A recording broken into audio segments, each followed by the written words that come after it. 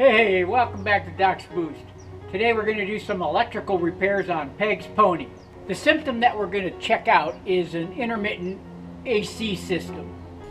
We've had the situation pop up before and they actually replaced a lot of parts, never fixed the problem, dug in a little deeper and found some burnt terminals underneath the fuse panel. So that's where I'm going to look first. So I'm going to move the cars around and get situated, get Peg's car out here in the driveway, and then get set up.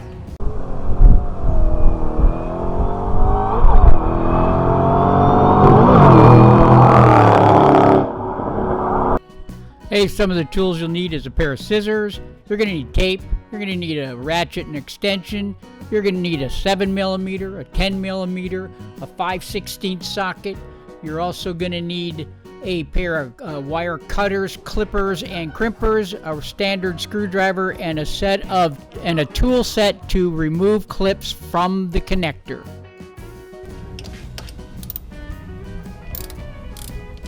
And then we'll disconnect, power connect, release the clips, and that pops back up there. And the connector will break them loose here. And you can see that that's where it's burnt, and that's what we're going after, and that's what we need to fix right there. Ah, crap! So right now we're on our way to a pick and part auto parts yard, looking for a fuse panel part for Peg's Pony, the 2007 GT that Peggy drives. So I just hope nobody pilfered the fuse panel out from underneath the hood. This is the reason why I like this one the best is because it has a convenience store and a taco shop connected to it. Is this the one we went to before? Yeah. Oh. Right, but this is the best one because this one actually has the convenience store attached to it like this one does. Two of them that are down south there, they just have like a little couple places to grab a couple sodas. But this one actually has a full-size convenience store and taco shop. Is this it? Yep, right here, full same. If we ever went out here and pulled parts in the middle of summer, man, is it nice to have something ice cold when you come back in, I'll tell you what. I'll bet. And they don't even, and they're regular, decent prices, they're not charging arms and legs either. Pick a parts auto store and a convenience store combo. What a great idea. We're going to be pulling around to the back, get out of the way of all these other pick-apart customers as we make our way in there, pay our $2 admission fee, and get to the 2007 Mustang they said they had out in the yard. So we got to go down this way for the Mustang. Yep, to the Fords, yep. Over close. Awfully close. Right here. Here's 2007. Yeah, it's red. Well, there's the 07 we came for. There's the gray part we need. The white one's no use. We cut the one we wanted off.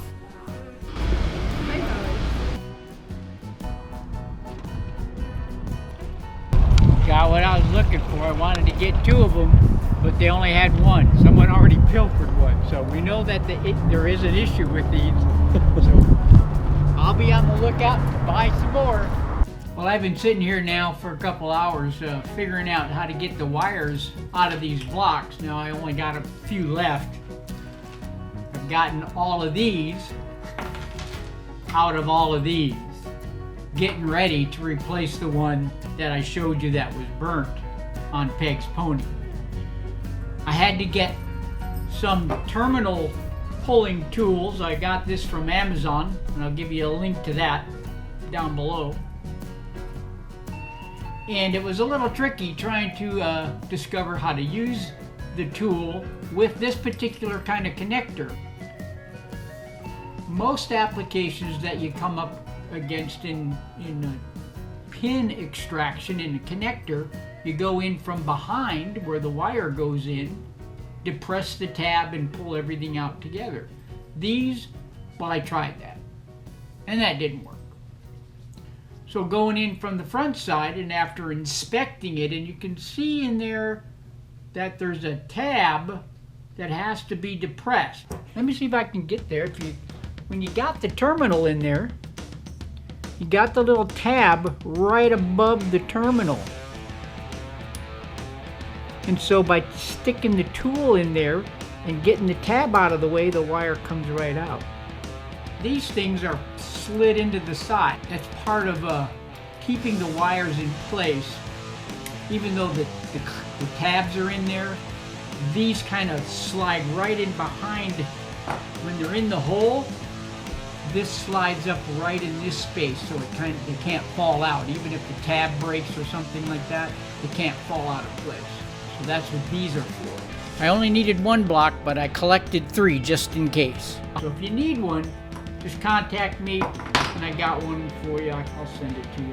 Because there's a lot of single black wires going in there, and I'm sure they're all ground, and I'm sure it probably didn't matter which hole I put them in, but I didn't want to take any chances. So I mapped out color. This will be the solid color with the stripes, solid color with the stripes, solid color with the stripes, solid color with the stripes. Mapped it out, 12 columns, 6 rows, and every time it came across a black, I tagged it. So what I'm going to do now is just start popping all the wires out. I got my wire map and I got my tags, so there shouldn't be any problem putting them back where they belong. And as you can see, it's going pretty good. I've had a lot of practice taking these off. That doesn't mean one of them's not going to eat my lunch for a minute or two. It's just that, because it can get pretty tricky. I mean, it's not the easiest connector to work with, that's for sure. A lot of the smaller ones, more normal kind, are a lot easier, to be honest with you. Well, I'm sure glad I made that wire map and tagged some of these black wires, because I would be in one hell of a mess trying to remember where to put all these wires.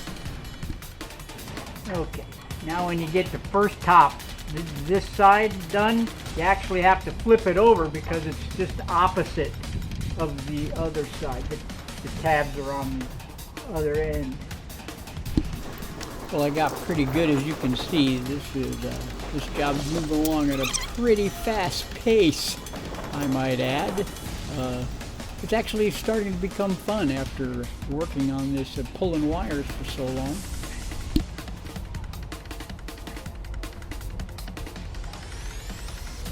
Pulling on the wrong one.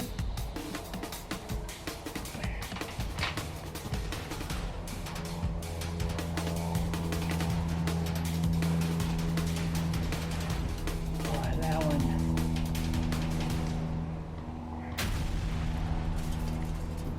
That one's pretty messed up.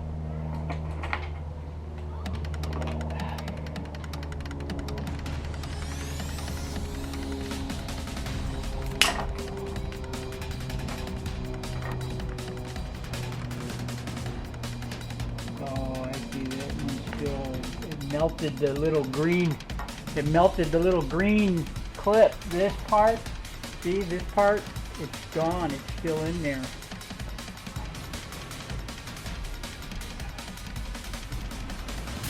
Wow! You just break it out of there.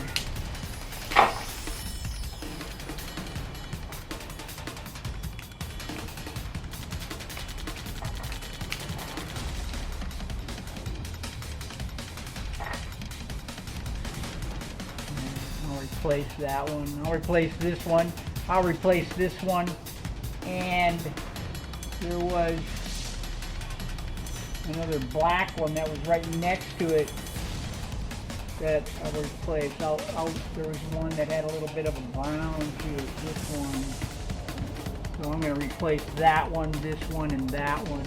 These 3 connectors. And maybe this one too.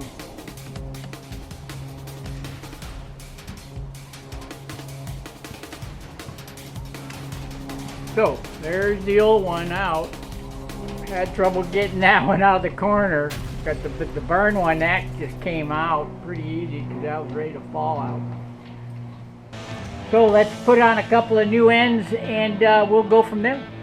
We're almost done. We got all the wires back in place according to my map. Got the clip put in back on this side. I'm going to replace these 4 wires. So I have new connectors on the end because those were in the burn spot. So I want to replace those 4 wires before I finish that part up. But I also want to show you another part of this whole thing. The back side of the fuse panel, you can see where it's burnt there and burnt there. And I certainly can't put that back in there in that shape. So I got another fuse panel. All the fuses seem to match position-wise, end to end. I will just use all of these relays and pop them in there. Now I do have all the relays that came in the replacement fuse panel, and I will use the 2 relays in the positions where the burnt terminals were. Let me clean this one up a little bit, get those terminals on those last few wires, and we'll put it back together and we should be good. So now that we got this all prepared, all taped up, and ready to go back and installed in place, the connectors are all in line where they go. They don't spare no room with wire, do they? So we're ready to slap this thing back together, and you can see it certainly looks a lot prettier now than it did before. Take the fuse panel all ready to go, all cleaned up. Snap it down in place, and then we're going to screw these back down to secure the connectors to the fuse panel itself. We're going to be using the 7mm to tighten these back down, and when you spin them down, you'll usually hear that connector snap back in place. Get all 4 of those, move on over to the 10mm socket and attach the power lead to the fuse panel. Battery connection tightened up again. And pop that in place. Well, it's all assembled. It's ready to go. I think I got all the relays I'm supposed to have in the right place, and I'm pretty sure the fuses are all in the right place. I guess we'll just start it up and we'll see what works, what doesn't work. I think everything works. The air conditioning's working in all the modes, max and everything. All the lights work, turn signals work, radio works. I guess functionality, as far as I can tell at this point, we've got it all put together. I guess we'll find out once Peggy starts driving it and tells me if something doesn't work. We'll just pop another relay in there. So another job well done here at Doc's Boost. So if you haven't subscribed to Doc's Boost, go ahead and do that right now. Click on that subscribe button and make sure you turn notifications on. Also follow me on my Facebook page and visit docsboost.com. And get out there and have some fun. When you get all the work done, stay safe and always buckle up. Hey, and thanks for watching. We'll see you real soon.